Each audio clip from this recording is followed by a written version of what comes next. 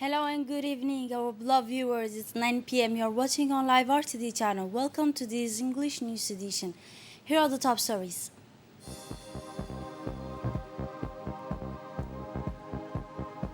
The closing of the 35 Africa Union Summit in Addis Ababa.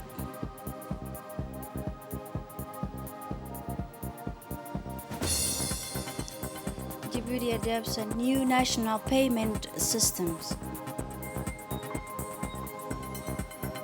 And on the international scenes, about sport news between Senegal and Egypt.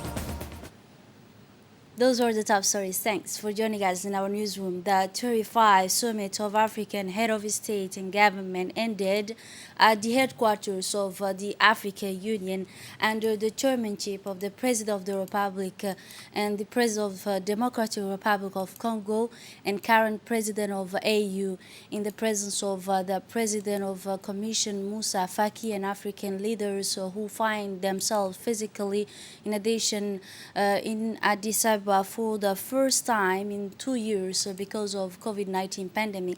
Our country is represented by the President of the Republic, His Excellency Ismail Margili, who arrived in Addis Ababa in the morning, where he was welcomed by the Ethiopian minister.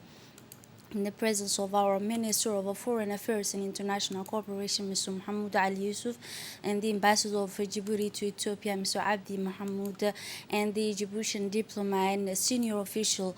During this summit, major issues will be addressed and discussed, including the continent's response in the scourge of COVID-19 in the face of increasing threats of security, the issues of development, including the digital transformation of health, with the nutrition after the official opening of the 35. The leaders physically took the official photo together, and then they participate in the closed meeting where a presentation will be made on the security situation in Africa, the question of the significant insufficiency of the internal financing need to find new approach with the establishment of a process and exchange after the African leaders must take important discussion for the future of African continent, in addition to its participation in the work of a 35 Summit of African Union.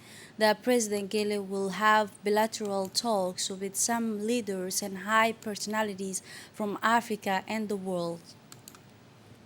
And now, the President Gele received the special representative of President of the Russian Federation for the Middle East and African countries. The President of the Republic, His Excellency Ismail Margili, received this Sunday morning on the sidelines of his participation in the 35 Ordinary Summit of the African Union, which has been held since yesterday in the Addis Ababa, Ethiopia. The special representative of the President of Russian Federation for the Middle East and African countries and Russian Deputy's Foreign Minister, Mr. Mikhail Bogdanoy. The audience between President Geli and the Russian emissary serve as a framework for the delivery to a head of state of Djibouti of a personal message from his Russian counterpart, Mr. Vladimir Putin. The message of Russian President to his Djiboutian counterparts related to strengthening the ties between the two countries, and the discussion then focus on the ways and means to increase the already excellent level of relation between the two countries and the two peoples. A clear sign of willingness of the two countries to work the strengthening trade links between them. A large delegation of Russian economic operators will carry out a prospering mission to Djibouti next the presidential audience granted to Mr. Bogdanoy came after the signing of a ceremony of bilateral cooperation agreement relating in particular to the holders of a diplomatic and service passports of the two countries.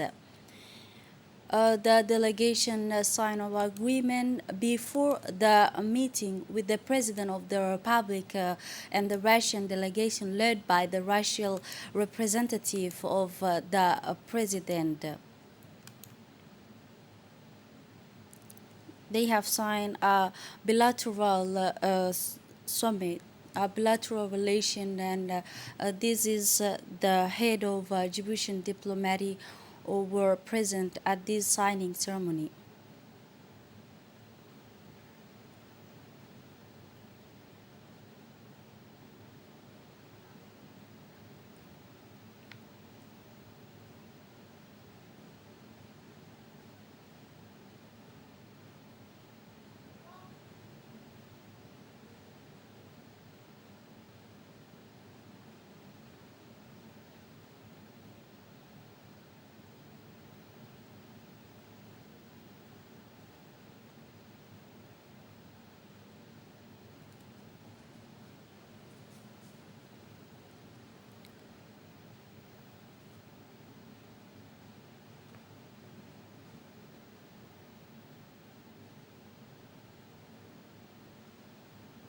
In his intervention, the head of Djiboutian diplomacy, Mahmoud Ali Yusuf, presented a comprehensive report on the African Union summit. He said these bilateral cooperation agreements were signed, in particular related to the abolition of visa for holders of diplomatic and service passport in the two countries. At the top of its agenda are issues of peace and security on the continent, the representation and repercussions of the coronavirus pandemic, immigration, poverty, and economic integration. The Minister of Foreign Affairs and International Cooperation made a national community abroad. And representing the President of the Republic, His Excellency Ismail Omar Guelleh, uh, where he has made participate in the work of the two-day summit. This summit, which bears the solemn strengthening food security and accelerating the development of human, social, and economic capitals in the African continent, deals with the files related to peace, security, governance, and institutional reform of African Union and joint continental effort to combat the repercussions of the corona pandemic, in addition to the economic cooperation. Under the high patronage of His Excellency the Prime Minister Abdul Qadir Kamil Mohammed, the hotels of Palace Kampeski has today hosted the launch ceremony of a new national payment system. This occasion took place in addition to the Prime Minister in the presence of the number of government members and the central governor. The project will enable two countries' economic and financial operation to carry out high-value financial transactions and urgent interbank settlements in completing security and in real time. This project includes linking the central bank with various financial institutions, government agencies, and electronic monetary institution. The modernization of the infrastructure of the payment system for universal financing will strengthen the national economic in general and the financial sector in particular. These major reforms relate to the enhancing and reducing costs and transaction execution times, improving financial inclusion, as well as protection monetary policy and transmission channels. In addition, the successful implementation of this project will contribute in the development and impact of financial systems in Djibouti to achieve the strategy goals of transforming the place into an international financial center. In a speech to the governor of the Central Bank of Djibouti, in his speech, he thanks the offering of his thanks and gratitude for the Prime Minister for sponsoring this occasion. For more details, with our colleague Dini Musa. His Excellency Mr. Ismail Omar Guelleh, Head of State, has set us the task of transforming our financial sector and achieving our ambition of building a strong financial center with international standing. The Central Bank has embarked on a vast program of reforms and modernization of the financial infrastructure, and we are proud to celebrate with you today the completion of an important step with the operationalization of the new automated transfer rate system that we have named CERAD. But first of all, allow me to welcome you all among us, despite the constraints related to your respective duties, to testify of the importance that you and your different organs give to this mutation, which will have the merit to bring our economic environment closer to the international standards as regards to the circuits of payment of values. Mr. Prime Minister, honored guests, the new payment infrastructure that we are inaugurating these days, beyond the role of channel improvement of the business climate and financial inclusion, constitute a sure means of guaranteeing the stability of the financial system and of strengthening the confidence of users in cashless means of payment. As you may have noticed, a new era of modernity is opening up for all users of payment services, the tertiary financial institutions, business and households, whose payment transactions should henceforth be executed with greater speed regardless of the distance. This will result in an invaluable gain in terms of time, resources and energy. At this point, I would like to inform you that the production startup, as you have seen the presentation, has been underway for some time now. That is exactly on July 15th, and here all the participants have taken all the necessary steps to ensure the launch of remains without hours in their respective institutions. For his part, the Minister of Economic and Finance, Mr. Ilyas Musa Dawali, indicated that Djibouti seeks through this initiative to be financial center at the regional and international level. Let's listen again to our colleague Dini Musa.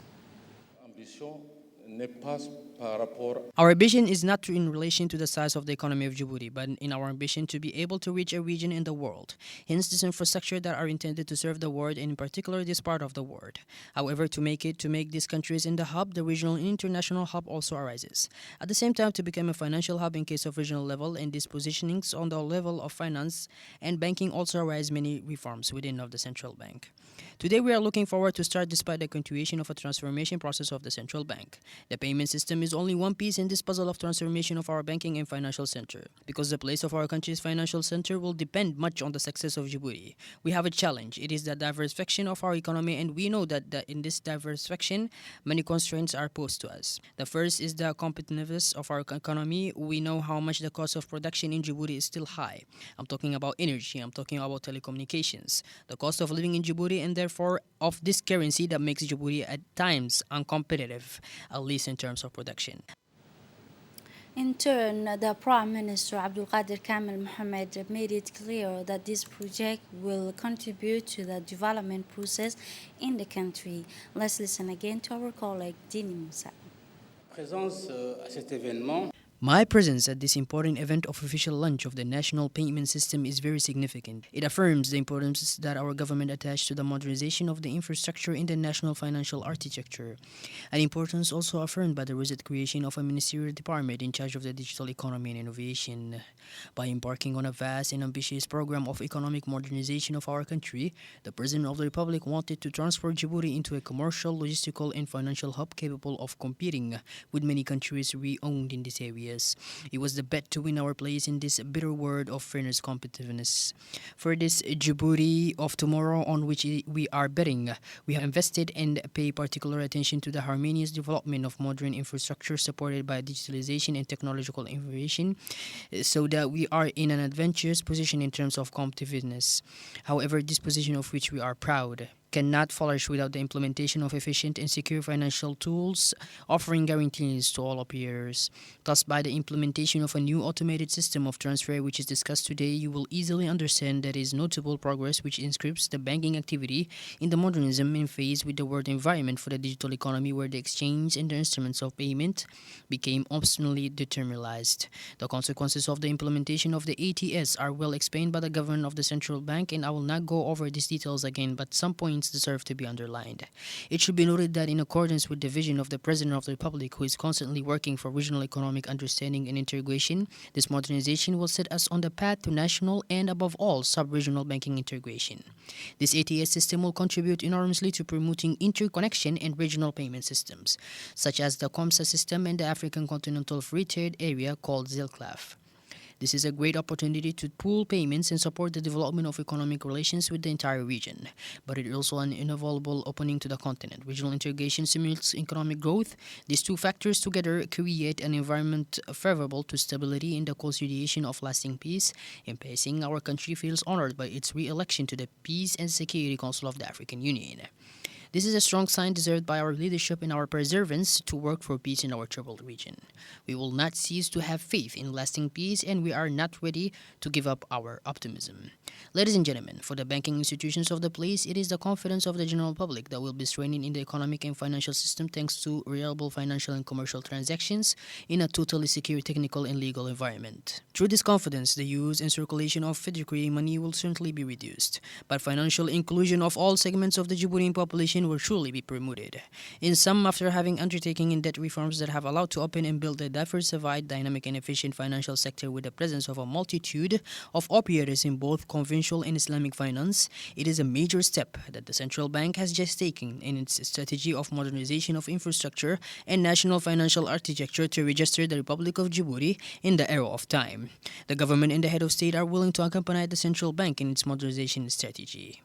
Thank you for your kind attention. Within the framework of the celebration of the International Day of Non-Tolerance in the relation to female genital mutilation, the Minister of Women and Family Affairs and the United Nations Union for Development, in partnership with the United Nations Population Fund, launched an awareness campaign on combating ethnic about female genital mutilation. In fact, the Female Genital Mutilation or Zero Tolerance Day, in a day dedicated to combating this kind of female genital mutilation worldwide, with the help of development partners such as the United Nations Population Fund, the UNICEF, and the European Union. Awareness action are organized on the ground every year to achieve the complete abandonment of the female genital mutilation in our country. This year, due to the restrictions imposed by the COVID-19 epidemic, the file activities were replaced by a media campaign, which are the statement of various personalities, including the Prime Minister and other permanent personalities. In her speech, the Minister of Women and Family mentioned the way of promoting the elimination of female genital require coordinating and systematic effort involving the entire community. For more details, let's listen to our colleague, Dini Musa.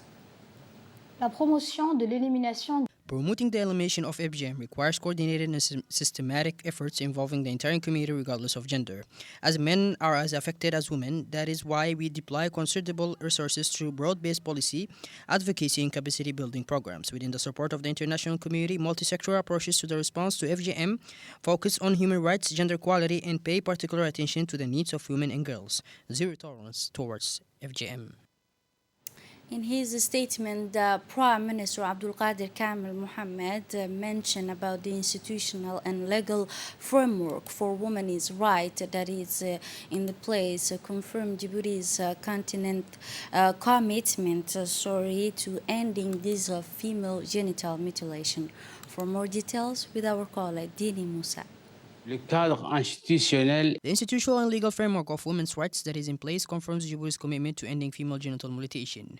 We cannot accept any deviation from the ban on the practice of FGM on our territory. No vagueness or ambiguity is tolerated. Article 10 on the Constitution states the human person is sacred. The state has the obligation to respect and protect it. Every individual has the right to live, liberty, security, and integrity of his person. The Republic of Djibouti fulfills its obligations under international law through the implementation of public policies to prevent and protect against FGM as part of government action in its multi-sectoral approaches, zero tolerance towards FGMs. Headed by the Minister of Interior, Mr. Saeed Noor Hassan, the Institute of Diplomatic Studies hosted this morning the second meeting of the Djiboutian-Saudi Joint Security Committee devoted to discussing security issues of interest to both countries. The opening ceremony of the meeting, which will conclude tomorrow, Monday, the Secretary General for the Ministry of Interior, Siraj Umar, and the Ambassador of Republic of Djibouti to the Kingdom of Saudi Arabia took place along with the Saudi security delegation led by Major General Mohammed Abdullah and the commander of the Djiboutian Coast Guard, Colonel Wais Omar Bokhore, the commander of the National Navy, Colonel Ahmed Tahir, and several national police officials, including the director of the International Cooperation Department, about Lieutenant Yusuf, and in addition to the director of the Arab Department of National Army Forces also participate in the meeting. On the agenda of the second meeting of the Saudi-Djibouti Joint Security Committee was a review of implemented items of the first meeting, which was held in Riyadh in 2019, tightening maritime security procedures, border control, combating the infiltrations of smuggling in all forms, in addition to forming a joint file team of specialized to identify obstacles and benefit from file experiences and the topic of cooperation. In his speech, the Minister of Interior, Mr. Saeed Noor Hassan, said in this occasion, our meeting today is in the fact of reflection of this sincere political will to strengthen our bilateral relation of the two countries and to fight against the infiltrations of combating the security of maritime issues, conclude the ministers. The headquarters of Djibouti Coast Guard, located in Dorale, witnessed today, Sunday, the occasion of the launch of the Cutlass Express exercise of year 2022. This exercise is held annually under the supervisions of the U.S. Forces Command in Africa, known as AFRICOM, at the same time in Djibouti, Kenya, and Seychelles Island, with the participation of the naval and coast guard forces of the countries of the region. In addition to the international partners, the ceremony was held to launch the 2 years courses in the presence of the commander of Djibouti Coast Guard, Colonel Wais Omar Bokhore, the commander of National Navy, Colonel Ahmed Jama, and the U.S. ambassador to our country, along with the senior official from the Coast Guard and the U.S. Navy. This annual military training falls within the visions of His Excellency, the President of the Republic, Supreme Commander of the Army Forces, Ismail Omar Aguile, who attach a great importance to enhancing maritime security and safety.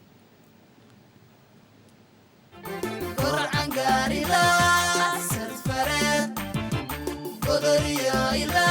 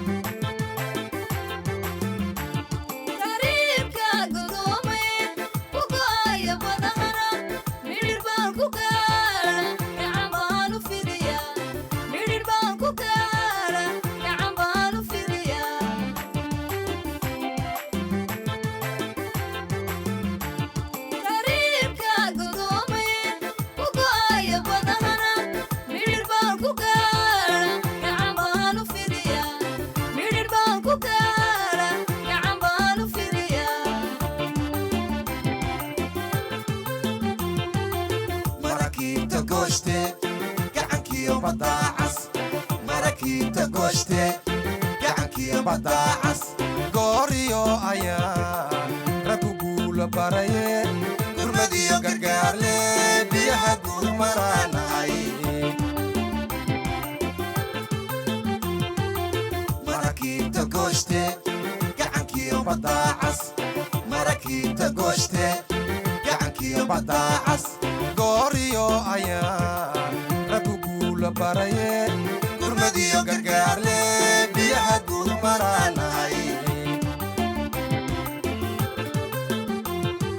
gorcan gaarilaa sadfareed godoriyo ilaa musha looya cadaylaa iyaba gudahaan badaacas ana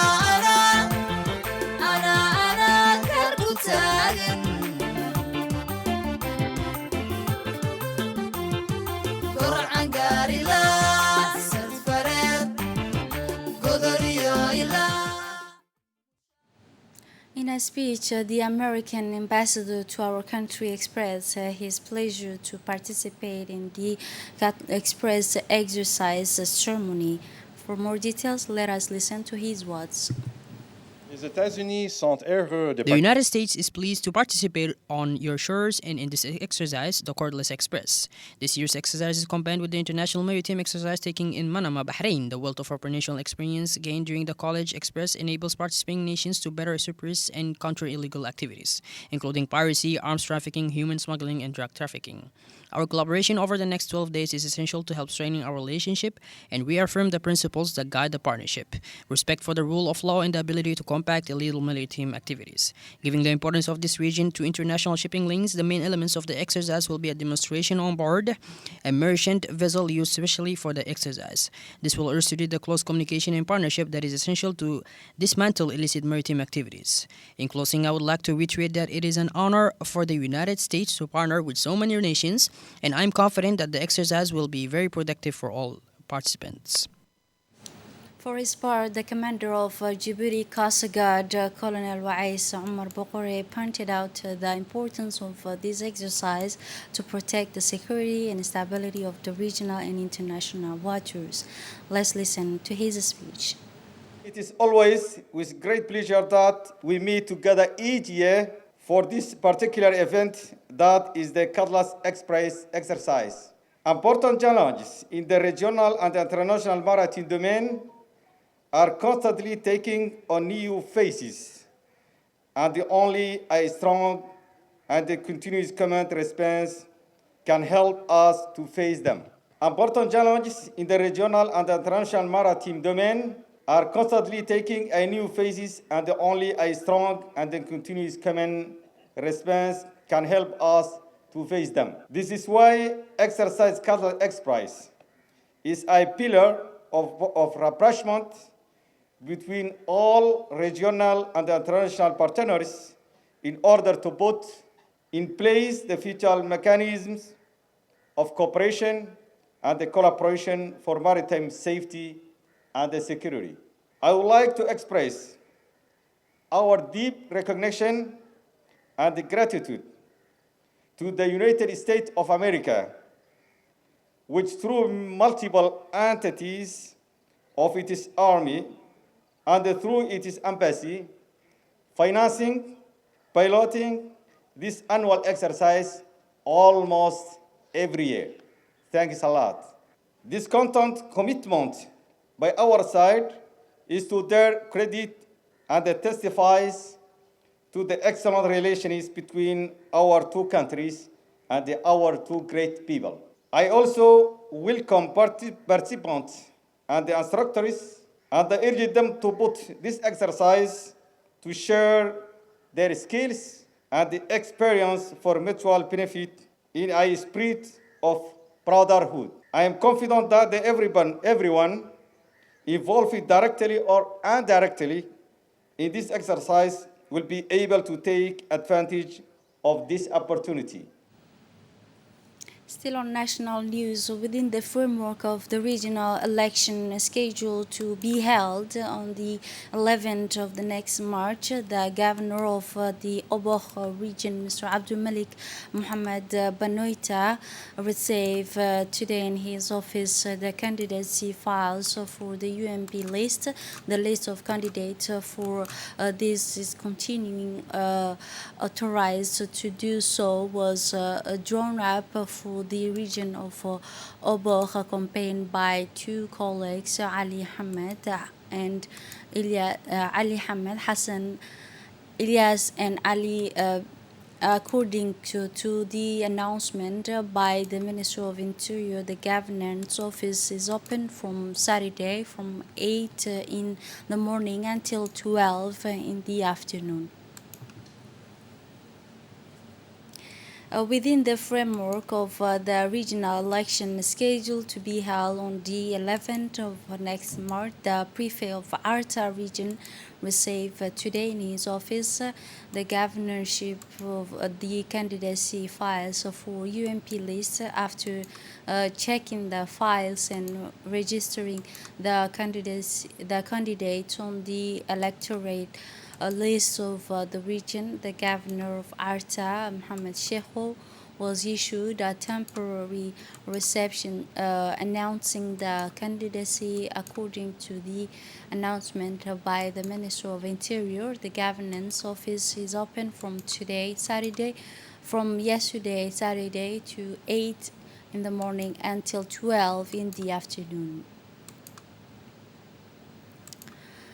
Still on the regional news, the framework of regional election, it is time to Tajura, the schedule on the 11th of the next March. The governor of Tajura region, Hassan Dabele, received today in his office the candidacy files for UMB, the UMP list. The list of candidates for the governor of region is headed of the committee authorized to do so. It was drawn up for the region of Tajura according to the announcement by the Minister of Interior, which will last for 2 days. As part of regional and municipal election, the March 11, the prefect of Dukhel region, Mr. Aden Darar Musa, has received this Saturday, February, the application files in accordance with the presidential decree fixing the dates of election and the submission of candidacy files for Dukhel region. Only the UMP coalition has submitted files and lists to complete for 23 seats to the files for this election.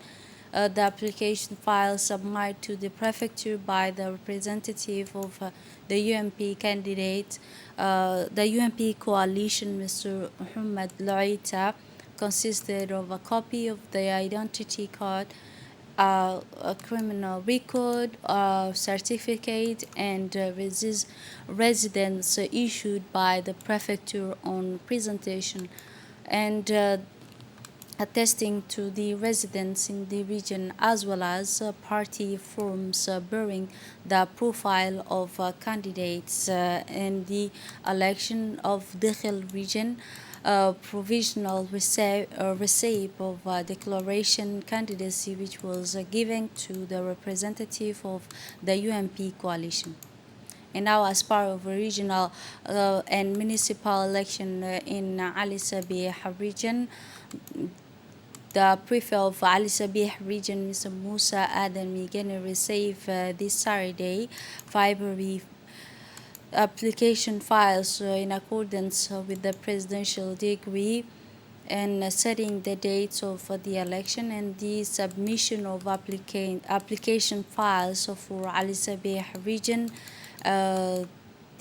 Submit their files in order to complete for the 70 seats, and the candidacy file submitted to the President of Regional Election Commission of RPP but also the prefecture of Ali Sabeh. The headlines are the followed, and they will be submitted by the two coming days.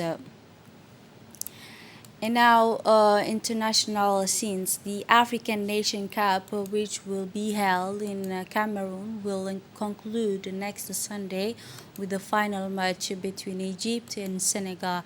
Senegal, which reached the final for the second time in a row, will meet its Egyptian counterparts. The Paul Olympic Stadium in Yaoundé will host the final of the African Nation Cup on Sunday. The match will start at the 9 in the evening, Cairo time, 10 in Senegal time, and 11 in Dubai. This is it for this edition. Thanks for watching and have a wonderful evening.